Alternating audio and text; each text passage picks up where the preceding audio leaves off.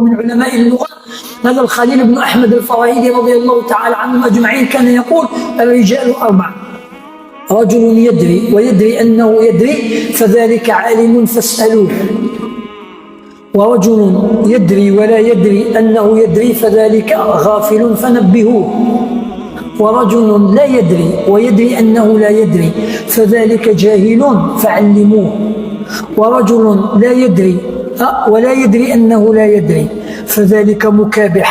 هو ما يعرفش بصح حب يحط روحه باللي يعرف بالسيف، يحط روحه باللي كيف انا ما واحد يوري لينا نعرف انا على توري لي وعلى واش تشوف فيا، على واش تحسب فيا انايا، ولا منين جيتك انايا واش تشوف فيا انا، منين جيتك انايا واش تشوف فيا انايا، ولا نعرف انا بلا ما توري لي ما نحتاج نعرف. كاين التليفون كاين التليفون لا تنادي سؤال بفيه تعرف ابدا.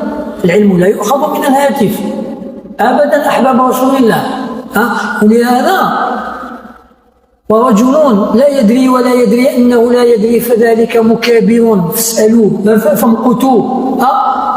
الإمام مجاهد كان يقول: اثنان لا يتعلمان: المستحي المتكبر.